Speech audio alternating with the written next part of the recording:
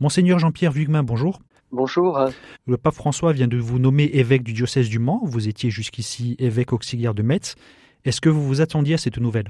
En fait, pas vraiment lorsque le nonce apostolique me l'a annoncé il y a quelques semaines.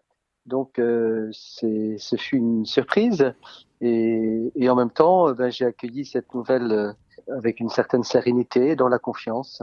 Vous étiez évêque auxiliaire de Metz jusque-là. Vous changez de province ecclésiale. Quel est votre premier mot pour les paroissiens de Sarthe? Eh bien, en fait, j'aimerais leur dire que j'ai hâte de faire leur connaissance, de les rencontrer. D'ailleurs, je viendrai bientôt dans le diocèse le 12 avril prochain. Il y aura une soirée publique qui sera ouverte à tous et ce sera pour moi une grande joie de ce premier contact. Qu'est-ce que vous connaissez déjà de votre nouveau diocèse? Alors, je connais peu de choses. Je ne suis jamais venu dans le diocèse du Mans. Voilà, je ne connais pas la région, très peu l'ouest de la France. En fait, souvent quand je suis en congé, moi je suis plutôt un homme de la montagne. Et je vais souvent dans les régions où il y a de la montagne. Alors, ce qui fait que je connais très peu l'ouest et vraiment pas du tout le département de la Sarthe. Ça veut dire que je vais avoir un regard vraiment neuf et eh bien peut-être tant mieux.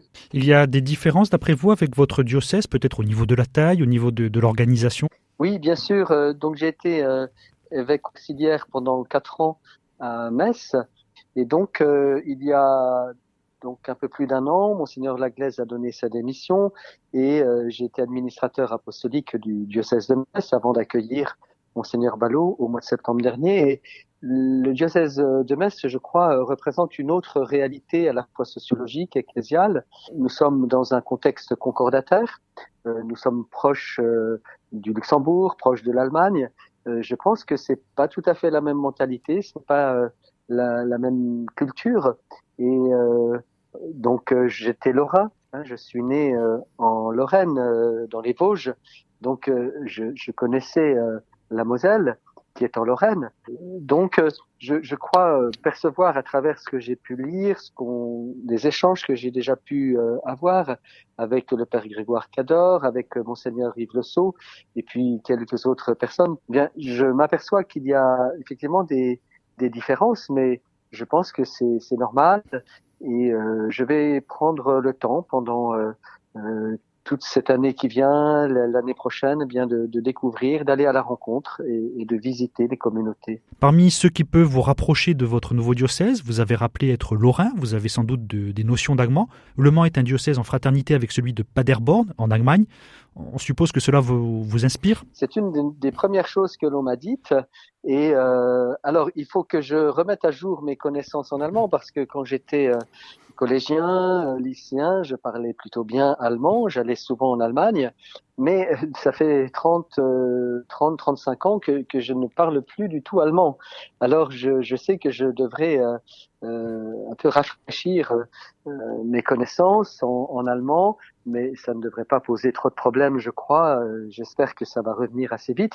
Oui, je sais qu'il y a là une belle tradition, une belle fraternité, et je perçois que cette fraternité avec le diocèse de Paderborn, en fait, nous oriente vers une paix plus universelle, et je trouve que j'ai un peu lu sur un peu cette entente fraternelle qu'il y avait entre les deux diocèses, et je trouve ça remarquable. Et bien sûr, je m'inscrirai dans cette tradition et je ferai tout pour entretenir ces belles relations fraternelles. Comment est-ce que vous concevez cette mission? Je pense que pour tout prêtre et pour tout évêque, la première des motivations dans notre vie, c'est de servir. Et donc, je crois que c'est toujours à la racine de notre oui. Il y a ce désir de nous mettre à la disposition de l'Église et de ses besoins. Donc, en fait, on se pose pas trop de questions. On dit oui. Alors, certains diront, mais il y a une part d'inconscience dans votre attitude. Je crois que c'était pas de l'inconscience, c'est plutôt de la confiance. On reçoit beaucoup de grâce aussi à travers ce ministère épiscopal. Il y a beaucoup de choses qui se font avec la grâce qui vient d'en haut, et ça, je m'en rends compte chaque jour.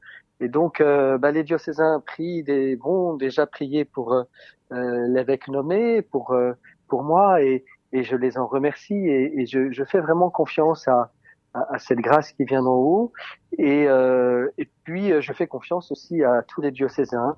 Je pense que nous formons ensemble une communauté fraternelle et effectivement la charge est lourde, il y a des enjeux importants et en même temps il faut aussi le vivre avec une certaine je dirais ouverture de cœur et une certaine sérénité.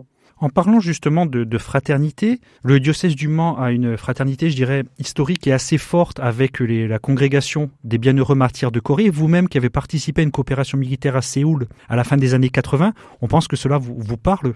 Oui, bien sûr, et il y a un petit clin d'yeux qui m'est donné parce qu'il se trouve quand je suis rentré de Corée en 90, eh bien j'avais rencontré le premier prêtre coréen qui est venu dans le diocèse du Mans et j'étais jeune séminariste et donc je connais très bien monseigneur André Dupont et voilà j'y vois là un petit clin d'yeux comme on dit et j'aurais vraiment plaisir à retrouver des prêtres coréens. Je sais qu'il y a des religieuses coréennes Également, aussi oui.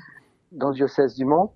Et voilà, je m'en réjouis. Je m'en réjouis.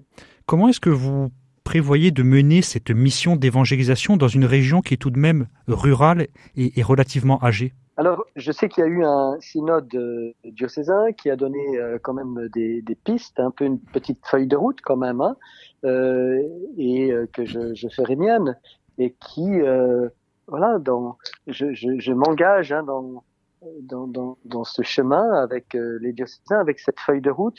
Je trouve qu'il y a des bonnes intuitions dans ce synode. Parce que j'ai vécu aussi, je viens d'un diocèse, hein, le diocèse de Saint-Dié dans les Vosges. Je viens d'un diocèse rural aussi, et je pense connaître un peu ces réalités du monde rural.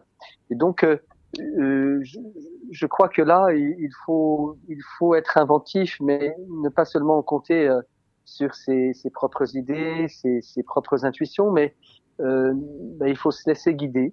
Et on est dans une période de l'Église où on doit vraiment là faire confiance à celui qui nous guide, parce que on se rend bien compte que nos prévisions, nos savoir-faire ne sont pas forcément toujours adaptés à la situation. Alors c'est dans cette situation qui est un peu inédite pour nous, nous quittons en fait, je dirais, nos habitudes de vieille chrétienté. Hein, nous ne sommes plus je dirais, dans une civilisation chrétienne, hein, pour dire rapidement les choses. Majoritaire, oui. Et voilà, donc, et cependant, l'Église est toujours bien vivante. L'Église catholique est toujours bien vivante, même si nous ne sommes plus dans une civilisation chrétienne. Mais je crois qu'il faut qu'on soit attentif à toutes ces initiatives qui sont prises dans l'Église. Il y a des choses remarquables qui se font dans tous les diocèses. L'Esprit Saint souffle, on le voit aussi à travers ces catéchumènes adultes qui viennent à nous et qui font confiance à l'Église dans un contexte qui pour elle n'est pas simple. Hein, il y a un contexte difficile pour l'Église catholique de France aujourd'hui, qui est en France. Mais en même temps, il y a des signes, hein, vraiment que l'Esprit Saint est à nos côtés et il insuffle aussi, je dirais, une certaine inventivité, une certaine nouveauté à laquelle il faut qu'on soit attentif et qu'il faut recevoir dans la confiance et surtout dans l'unité. Je crois que aujourd'hui le grand défi, hein, dans une période de crise, je crois que le plus grand des défis, c'est sans doute celui de l'unité. Ne nous laissons pas diviser les uns les autres, mais rassemblons-nous et c'est une des tâches importantes de l'évêque de toujours travailler à l'unité du peuple qui lui est confié. Est-ce que vous avez déjà peut-être tiré des conclusions de ce synode des projets spécifiques pour l'année 2023? C'est l'année des Journées mondiales de la jeunesse. De manière plus prosaïque, il y aura également le centenaire des 24 heures du Mans avec une messe présidée par l'évêque depuis la course. Des projets spécifiques pour cette première année? Alors non, en fait c'est trop tôt. Je n'ai pas anticipé jusque-là. Dans un premier temps, je vais observer, je vais écouter, je vais regarder. Je crois que c'est ça mon premier projet. Hein. C'est déjà de connaître.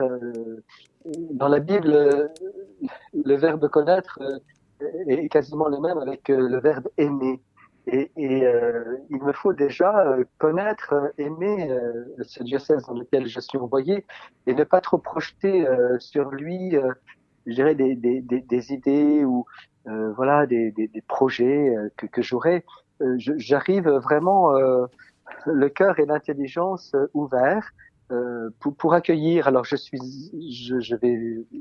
vais m'inscrire au JMJ pour être avec les jeunes du diocèse du Mans. J'y serai, je les accompagnerai, mais je serai aussi présent en de nombreux rassemblements et pour justement connaître les communautés qui constituent le diocèse. Et ça, je crois que c'est mon premier projet. Surtout prendre le temps de regarder et d'écouter. Pour finir, est-ce que vous avez un petit mot pour les auditeurs de RCF Sarthe? Je leur dis que je commence depuis plusieurs semaines à prier pour eux, à prier pour tous les habitants de la Sarthe. Voilà, la Sarthe est déjà dans mon cœur et dans mes prières. Merci, Monseigneur Jean-Pierre Vugma. Je vous en prie. Merci à vous.